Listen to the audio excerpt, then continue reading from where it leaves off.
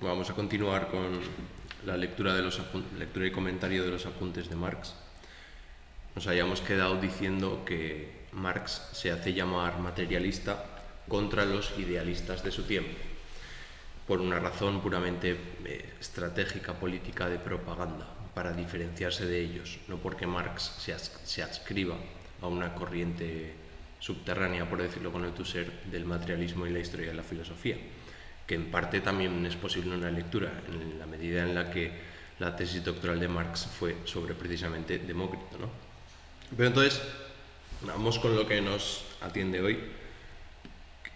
Como digo, la continuación de la lectura de estos apuntes que escribí un domingo por la tarde, cuando estaba cabreado con el mundo. Eso va bastante bien a veces, nos permite alejarnos de las cosas y centrarnos en lo que tenemos que hacer nosotros. Entonces, ¿qué es el materialismo histórico?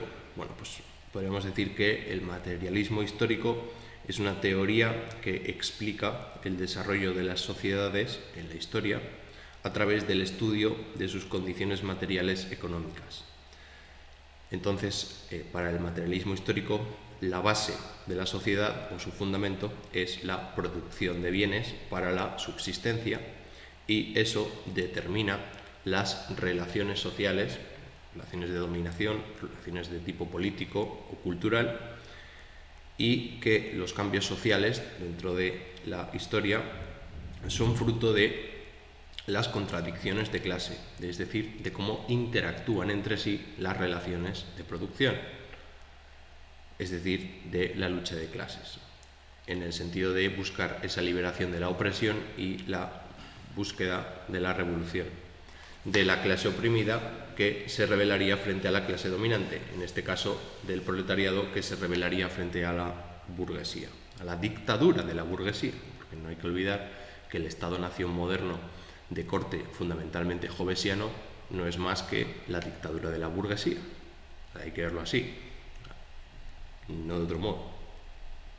Entonces, como decimos, se trata de una teoría, por lo tanto, de la historia universal, una manera de conceptualizar o interpretar el cambio histórico a través de un modelo interpretativo que dota de sentido los hechos que determinan, que son significativos con respecto al devenir histórico de la humanidad, es decir, al progreso y a la sucesión de diversas civilizaciones y diversos estados civilizatorios hasta un supuesto non plus ultra, que sería precisamente el comunismo. Sin embargo, habría que decir que Marx defiende, al menos, dos versiones distintas e irreconciliables del materialismo histórico. Y Marx no nos deja claro cuál es la buena, cuál es la posición, digamos, referente. La más canónica, la lectura más canónica del materialismo histórico es la del determinismo tecnológico, esto es, el decir que el desarrollo de las fuerzas productivas condiciona la estructura de las relaciones de producción, que a su vez condiciona el desarrollo de la superestructura. Hola, Armando. Solo vengo tú. Sí, porque aquí están todos. Hola, estamos dando Marx. ¿Os queréis quedar? No. Es muy interesante. Estamos a punto de hacer la revolución ya. De hecho, los principios... Necesitamos soldados. Joder, mira, mira qué pasa. Básicamente habláis de su movimiento revolucionario, pero que habláis de toda su filosofía sobre la industria y el materialismo. Bueno, quédate y lo hablamos. No. No hay momento. Vale. Adiós. Bueno, como decía, la más canónica es la del determinismo tecnológico, esto es, que el desarrollo de las fuerzas productivas condiciona la superestructura de las relaciones de producción, que a su vez condiciona el desarrollo de la superestructura, ¿no? Es decir, del derecho, de la ciencia, de la religión, etc. Hay que decir que en el famoso prólogo a la crítica, el famoso prólogo de la contribución a la crítica de la economía política de 1859 es el texto donde Marx apunta o hace gala de ese determinismo tecnológico por la vía aceleracionista, es decir, dejemos que el capitalismo se siga desarrollando, dejemos que las fuerzas productivas sigan desarrollándose hasta que lleguemos a un punto en el cual ya no tendrá sentido el modelo de organización social y política en el cual estábamos y caerá por su propio peso. Y también habría que comentar la diferencia entre infraestructura y superestructura, que es una cuestión que Marx apunta y deja abierta, y sin cerrar, sin estudiar, y bueno, que es uno de los textos más leídos en el marxismo y de menos, bueno, de muy difícil justificación desde el punto de vista global de su teoría marxiana, ¿no? Por lo que vamos a decir. Sin embargo, hay otra versión del materialismo histórico que está ligado a la idea de el motor de la historia es la lucha de clases, donde los factores políticos, sociales, ideológicos, comunitarios, tienen más peso que la transformación social de los agentes tecnológicos, ¿no? De las fuerzas productivas. La idea de Marx sobre la lucha de clases es central en su teoría y se refiere al conflicto entre clases sociales diferentes que tiene lugar a lo largo de la historia y que justamente es el impulso del cambio social y de la evolución de las sociedades a estados de bienestar mejor, vamos a decir así, ¿no? A estados más apropiados de bienestar humano, más sociedades más habitables en ese sentido, ¿no? Más democráticas, si se quiere. Según Marx, todas las sociedades hasta la fecha se han basado en relaciones de producción que crean contradicciones entre diferentes clases sociales. En el capitalismo, las dos clases principales son el proletariado, trabajadores que venden su fuerza de trabajo, y por otro lado la burguesía, propietarios de los medios de producción, como podrían ser las fábricas, las tierras, etc.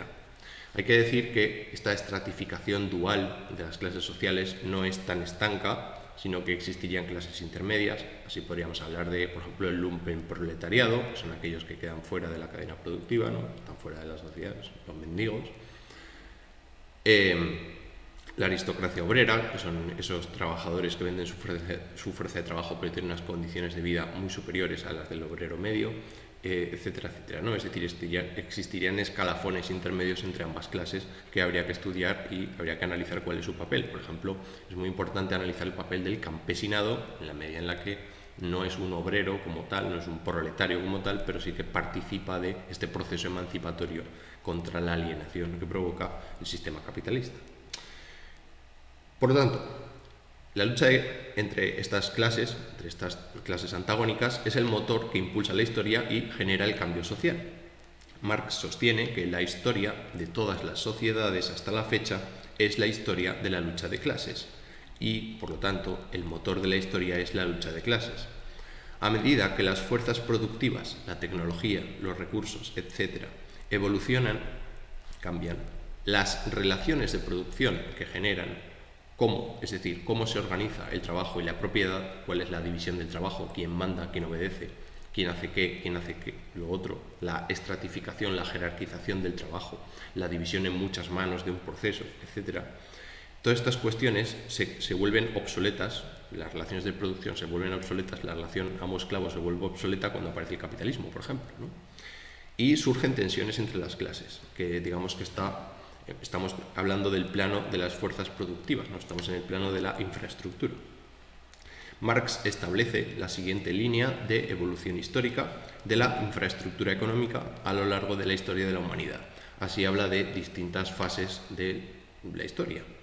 Empezaríamos con el comunismo primitivo, serían las sociedades sin clases, las neolíticas, paleolíticas, en las cuales no hay propiedad privada, y se basan en la cooperación para poder sobrevivir, por ejemplo, las tribus cazadoras-recolectoras, ¿no? La siguiente etapa sería el esclavismo, en el cual sí que aparece la propiedad privada y las clases, y son los esclavos quienes trabajan para los amos. Un ejemplo sería la Roma antigua, ¿no? Con esclavos en las villas.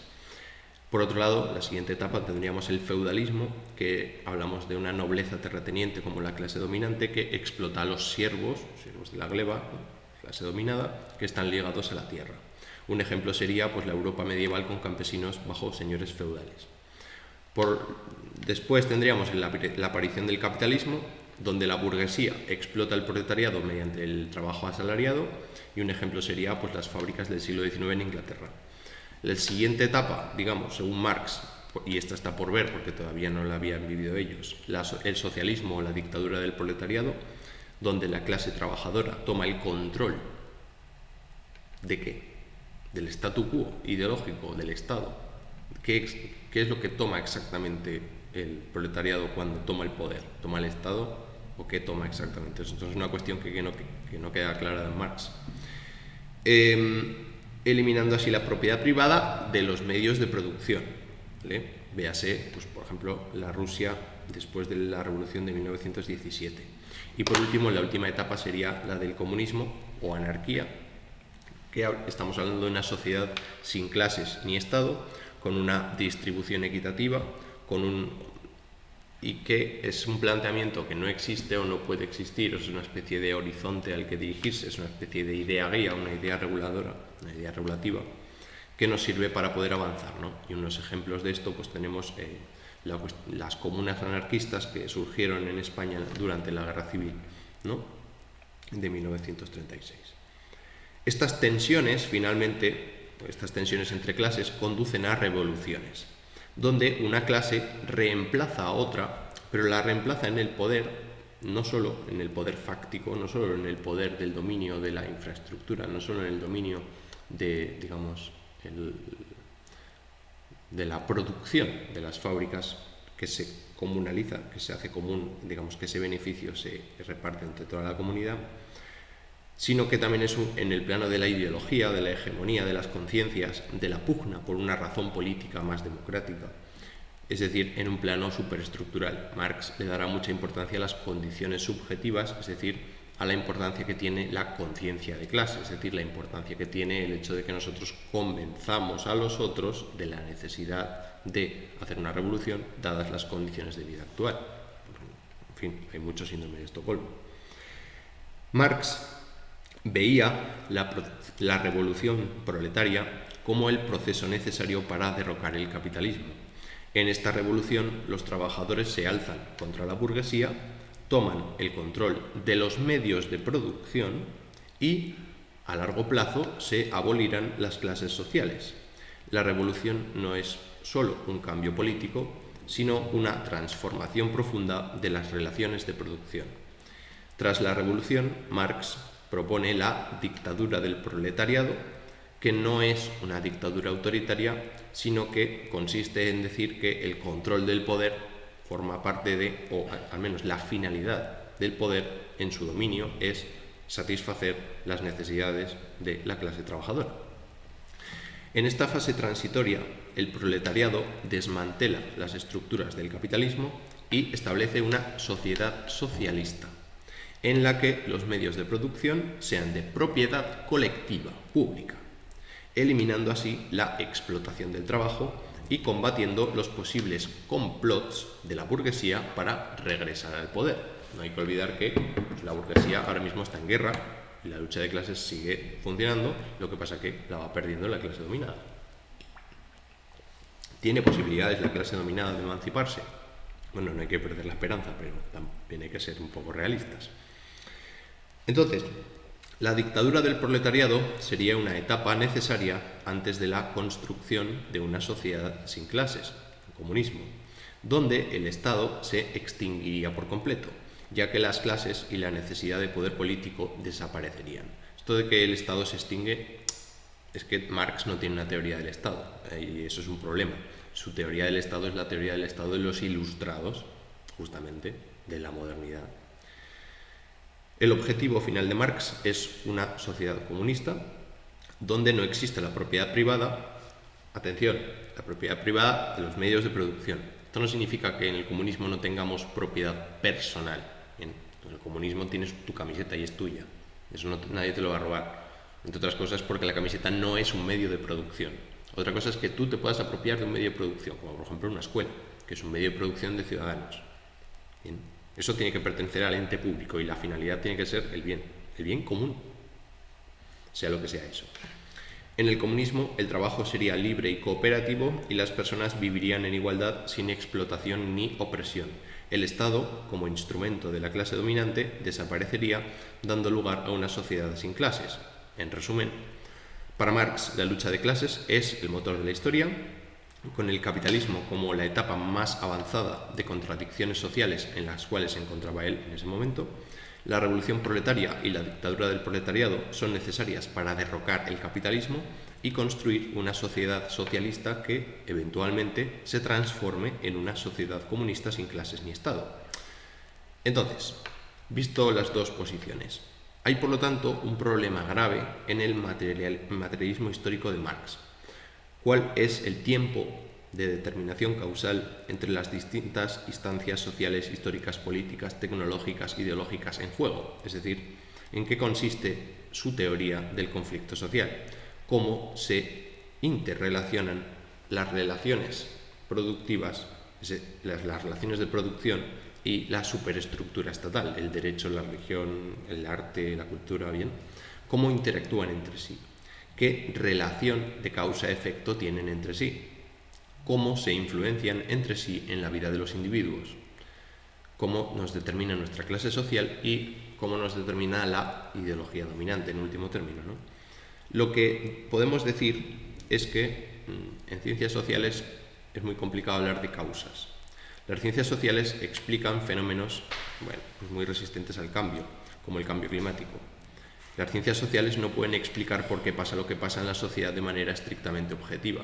Por eso es muy difícil decir cuáles son las causas eficientes de un evento histórico, por ejemplo, las causas de la Primera Guerra Mundial.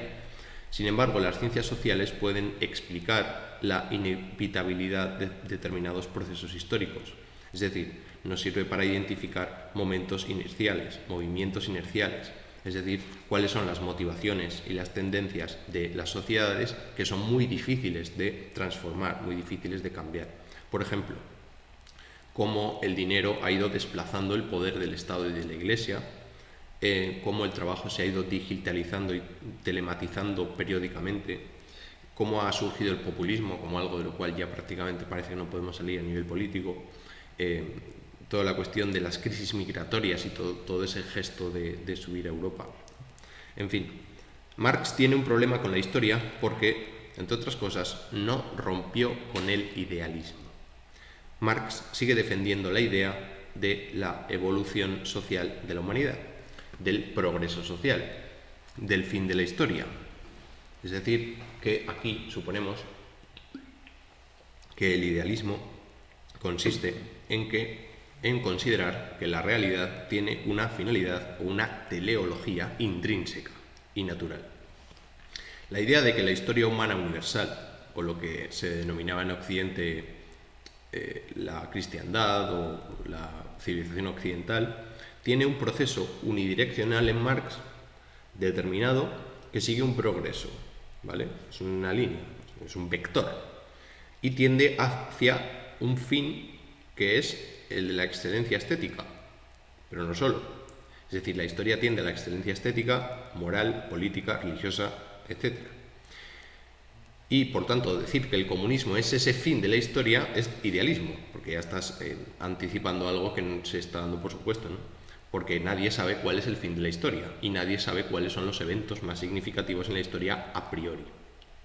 Este impulso idealista de Marx le llevó a tratar de escudriñar el hilo conductor de este vector histórico hacia lo mejor, hacia la excelencia en todos los ámbitos humanos, de la infinidad de acontecimientos que componen el devenir histórico del ser humano. La historia en Marx se entiende como un proceso articulado de eventos significativos, pues ahora, Julio César, ahora Carlomagno, ahora Napoleón, ahora, bien, una serie de figuras y de eventos relacionados con esas figuras, como por ejemplo Napoleón poniéndose la corona, la pepa, el motor de vapor y otros, otros eventos históricos que se dan por desechables dentro del devenir humano, dentro de la historia. Hay cosas que no, hay eventos humanos para el idealismo que no pertenecen a este progreso histórico, como por ejemplo los Yanomami comiéndose un corazón de jaguar, o el café con leche que tomó un obrero antes de entrar en la fábrica. Es decir, estos eventos históricos suceden en la historia, no son relevantes para el desarrollo histórico-social de la humanidad, desde el punto de vista idealista, desde el punto de vista de la perspectiva idealista de la historia universal, que es la que, como digo, recoge Marx. Esta idea de que en la historia hay cosas más relevantes que otras es idealismo y fue señalado por autores como Walter Benjamin en su crítica al mesianismo en este punto y luego posteriormente, por supuesto, por Nietzsche en la genealogía de la moral. ¿Cuáles son, por tanto, las concepciones de la historia en Marx? Pues hay cierta tensión entre la visión teleológico-mesiánica aceleracionista del devenir histórico de las fuerzas productivas y la importancia de la lucha de la subjetividad proletaria, de las conciencias de los hombres, contra el devenir histórico capitalista, contra, digamos, aquel muro contra el que nos vamos a estrellar, ¿no?, en la próxima crisis, que no tardará mucho, supongo. Esto queda demostrado por las cartas a la comuna rural rusa de Chernyshevsky y Zasulich. Realmente Marx no llegó a enviar la carta, pero sí que es verdad que hizo muchos borradores y en uno de ellos dice que Rusia deberá pasar inevitablemente por el desarrollo capitalista para alcanzar un nivel suficiente de desarrollo de las fuerzas productivas. Sin embargo, en otro borrador, Marx responde a las dudas de Vera Zasulich, una revolucionaria rusa que se había interesado por las ideas de Marx. Zasulich se preguntaba si la revolución proletaria que Marx proponía era una cuestión que era aplicable en Rusia, porque tenían una estructura social y económica precapitalista. Zasulich planteaba que Rusia tenía una estructura agraria muy diferente a la de la Europa occidental y que la lucha del proletariado no estaba tan avanzada en Rusia como en otros países industrializados. Marx, en su respuesta, le asegura que, aunque Rusia no siguiera exactamente el mismo camino que los países capitalistas en cuanto al desarrollo de sus fuerzas productivas, las condiciones objetivas para una revolución socialista estaban ahí. Y el proceso de revolución podría empezar desde la base agraria, es decir, que sí que es posible una revolución sin proletariado, al parecer, o con un proletariado mínimo, que no sea dominante o que no sea hegemónico. Aunque esto no fue así, obviamente el partido bolchevique, que sea el Partido de los Trabajadores, aunque era minoritario respecto a su representación, fue quien se hizo con el poder. Haciendo así con los campesinos una comuna rusa, pero con la necesidad de un cambio radical en las relaciones de propiedad y poder.